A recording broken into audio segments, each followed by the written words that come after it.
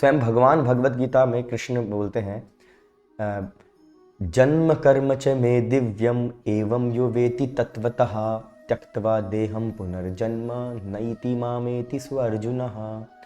अगर कोई व्यक्ति कृष्ण को तत्वतः अच्छे से जान जाता है तो कृष्ण बोल रहे हैं उसके जीवन से जुड़ी जो समस्याएं हैं वो सॉल्व हो जाती हैं। और वो समस्याएं क्या हैं?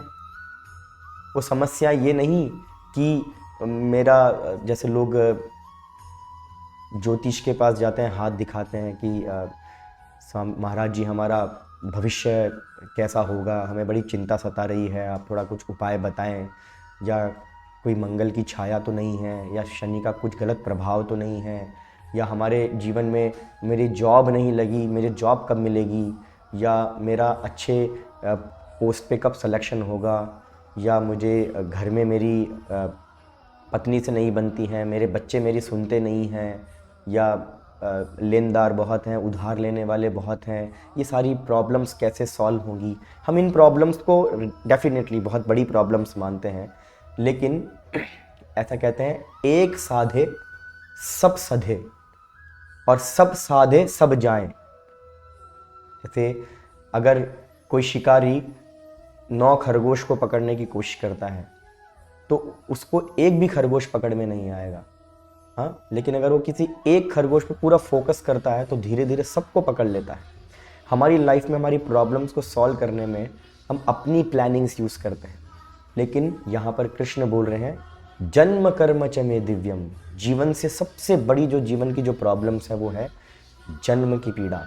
जन्म से पहले जो व्यक्ति जन्म लेने से पहले माँ के गर्भ में जिस प्रकार की प्रताड़ना और दुख और सफरिंग्स वो सहन करता है वो बहुत बड़ी प्रॉब्लम है।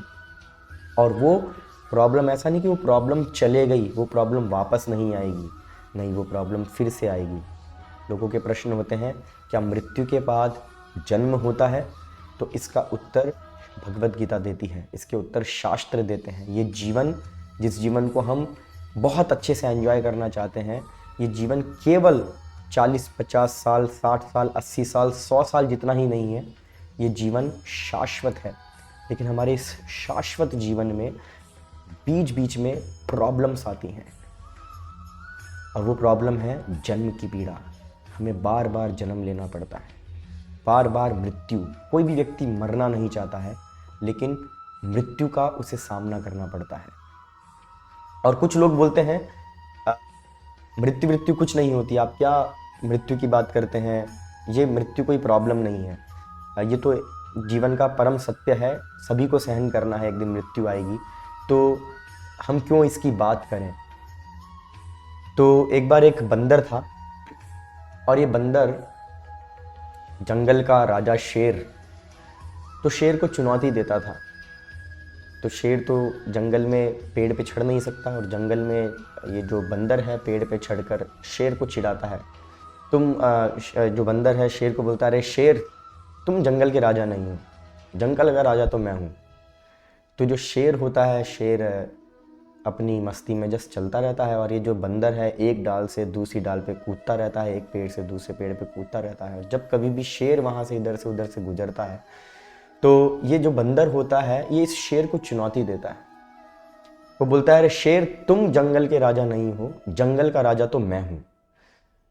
तो एक डाल से दूसरी डाल पे बंदर कूद रहा है, और सडनली क्या होता है, समहाउ इस बंदर का पाँव फिसल जाता है, या फिर डाल की टहनी जिस पे वो कूदता है वो टूट जाती है, और सडनली वो शेर के सामने आके गिर जाता है।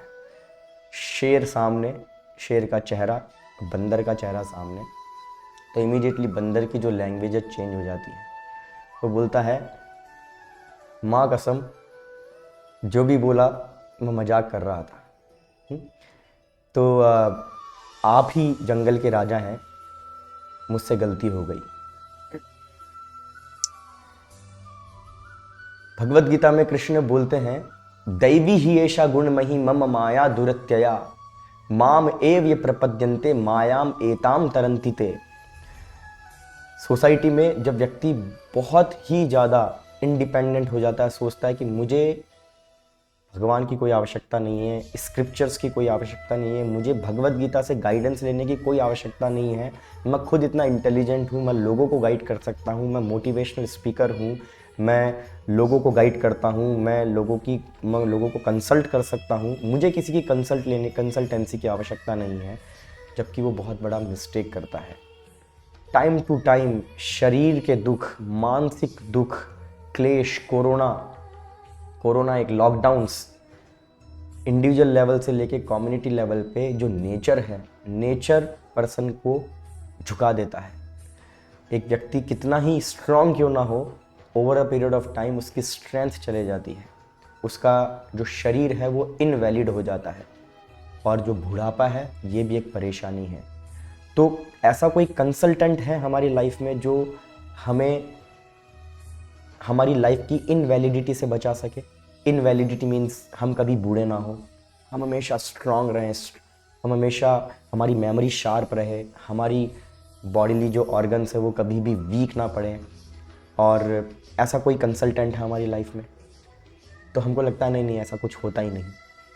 हम कहते हैं भगवान कुछ होते ही नहीं, लेकिन भगवान बोलते हैं मृत्यु सर्वहरश्चा अहम।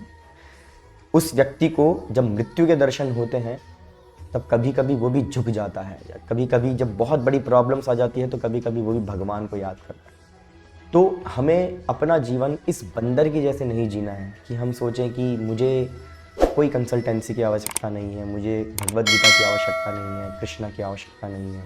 हमें बहुत ओपन माइंड से सोचना और समझना है।